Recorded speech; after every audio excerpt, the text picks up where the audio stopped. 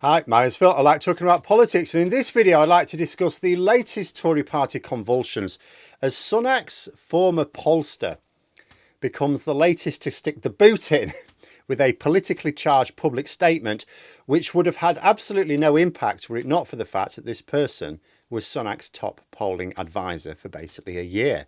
And it should act as a warning to political leaders. If you're going to employ advisors, employ those who can be professional, not those who just align with certain views. But first, if you'd like to be notified of daily news and politics, please subscribe to the channel. So Rishi Sunak, for the first year of his premiership, had a polling advisor. Of course, he has a polling advisor, in this case, Will Dry, who quit last November. But today, or yesterday, I should say, more specifically, has created a little bit of a storm in doing so. Now, before I go over what he said and why I think yet again this is evidence that Sunak has simply employed the wrong advisors, let's just think about the situation in general. So when you consider Rishi Sunak's strategy as Prime Minister from when he took over at the end of October 2022 and when Will Dry quit in November, and how every single initiative has come back to bite him on the arse, do we really believe that Sunak has been acting on sound polling evidence? No. I've said no end of times. He simply hasn't been behaving strategically. Now, that can mean one of two things. It could mean that his polling analyst was being completely ignored through Sunak's premiership, in which case I'm amazed it took him a year to quit. Or second, that Sunak's polling analyst was basically awful. So which is it? Well, inconclusive evidence comes in the form of Dry's resignation statement. The statement that came yesterday, as shared by Harry Cole of The Sun. It's like 2 paragraphs shared on social media. And in the first one, Dry says that the cause of the impending disaster for the Tories is the lack of bold, decisive action. In the second, he claims that if Nigel Farage comes back, the Conservative Party essentially won't exist by Christmas. Now, neither of these statements is something that a professional polling analyst would say. And I don't just mean because he's basically advertising the fact that if you employ him, he's going to give your political opponents ammunition if at any point it suits him to do so. Because this is not actually the first time that he's screwed over a group he's worked with in the past. It's because the statements are obviously untrue. Polling has consistently shown that Sunak didn't need to be bold. He didn't need to do mad things like cancelling HS2 or fighting a war against people who wanted 20-mile-an-hour zones. He just had to address the concerns of key voters. It wasn't difficult. What you need your top polling experts to tell you is who are your key voters, in which areas are they, and what do they want? That is what you want from your pollster, right? And what a pollster would have actually told him was get NHS waiting lists falling, not rising. Stop blaming doctors. That doesn't work. Get the lists falling. That's what people are going to judge you on. Stop pushing wage restraint because that's only making the cost of living crisis worse. Stop pleading poverty with public finances whilst wasting eye-watering sums of money on crony contracts. Because this is the thing.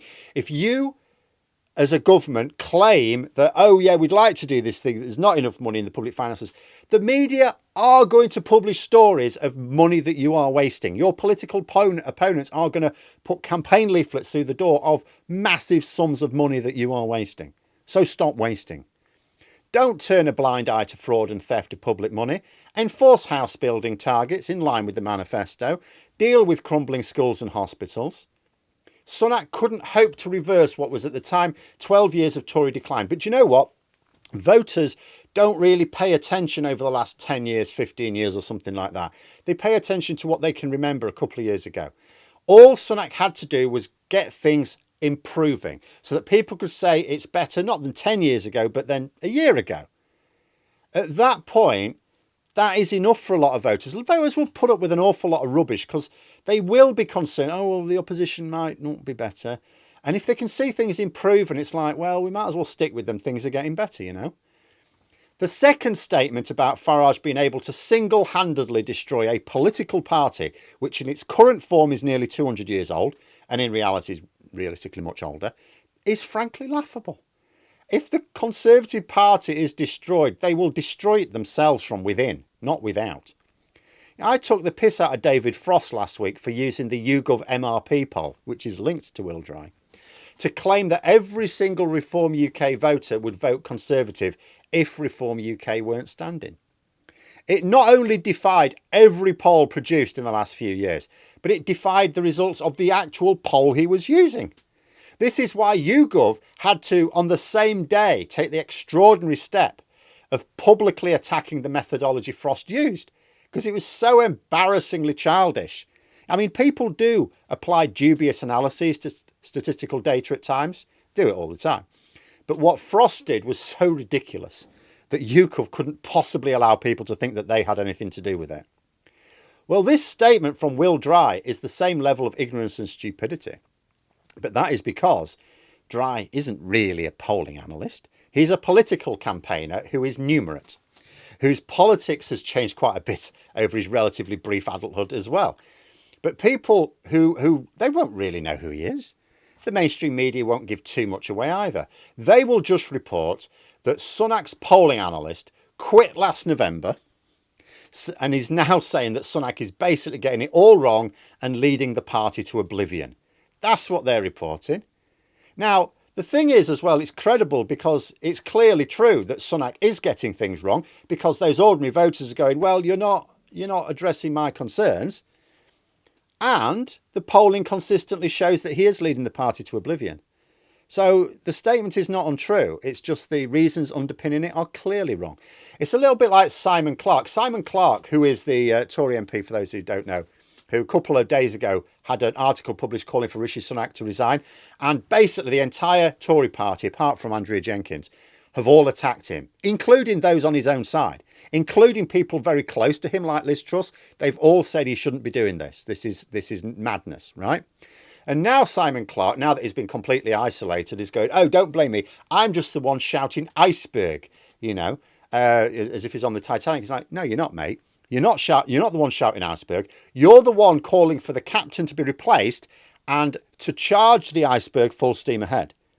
Because the iceberg is everything that's going to cost the Conservatives the election. And people like Simon Clarke and implied Will Dry are the people who've been urging Sunak to charge at that iceberg. And here's the thing. I don't believe that Dry was presenting Sunak with frank and accurate polling analysis that Sunak was simply ignoring.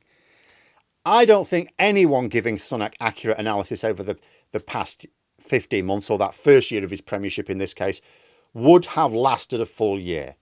A serious analyst would have been telling Sunak he's well out of step with key voters, and if Sunak had carried on doing what he's doing, they'd have gone, look, well, I'm obviously of no use to you, not listening to me, I'll just go elsewhere. Or, if Sunak keeps getting an advisor that tells him a load of things he doesn't want to hear, why is he employing them? He's wasting his time. He would sack them if they were constantly telling him things that he wasn't going to take heed of anyway. So I don't believe that relationship could have carried on for a full year if Sunak was actually just ignoring him. So I think Dry was just getting it badly wrong. And he's apparently, the reason why this is now newsworthy, so it's transpired he's now gone to work with this shadowy group of donors unknown who commissioned that MRP poll last week, which has been fronted by David Frost, but he's not funded it. He's their shop window. Again, suggesting that he is more a political campaigner than an actual analyst. Now, I've said for a long time now, it's fairly clear to me that Sunak, certainly since the last April, it's clear to me that Sunak has not surrounded himself with competent advisors, but yes men. But now I look at this statement, I think, actually, it might be even worse than that, because on this evidence, it may be that he hired people who don't align with his views, but align with a particular political view that he felt he had to align with. Because it's fairly clear Rishi Sunak is pursuing a number of policies that he is not himself an adherent of. He's done it as a sop to the far right. So it's like he's hired people who think a particular way to guide him so that he can think that particular way. That's even worse, because then it's like nobody has an original thought in the group. But what's been obvious for some time is that Sunak's advice has not been grounded in reality. And this should act as a couple of warnings to political leaders. First of all, don't employ people who think a particular way to advise you. Employ people who know what they're talking about and will explain things to you, whether you want to hear them or not. After all, what is the point of hiring someone just because they're going to tell you a thing that you want to hear? Advisors don't make policy, so it doesn't matter what the political views of an advisor are. You could get a political advisor, or in this case, a polling analyst, who has completely different political views to you. Doesn't matter, they're not making policy. Politicians do that. It's a little bit like, so as part of the legislative procedure, so government presents a bill to Parliament, there comes a time in both the House of Commons and the House of Lords when there's a committee stage. So a cross-party group of MPs looks at the legislation, and they're not experts, so they invite experts in. Now, those experts aren't telling the politicians how to vote on the bill. They're just explaining to them what the consequences of the bill are, and if there are any unforeseen consequences, what might be done to improve it. That's all. They're not telling the politicians what to do, they're just advising them.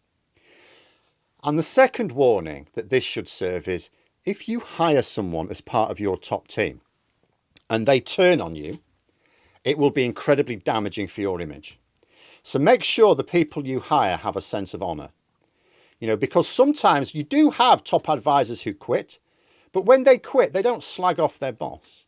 They say, oh, you know, it's like family issues, or there's this, or there's that, or it's just, you know, I just need to move on. They don't attack their former employer. They behave professionally. Because if you hire someone who's just going to turn on you, the decision could well bite you on the arse. Because a polling analyst leaving is very much giving the impression of abandoning a sinking ship. But there we are. Those are my thoughts. Let me know yours in the comments below. I hope you found the video interesting. If you did, please click the like button. And if you'd like to support the channel further, the join button for memberships. And until next time, I'll see you later.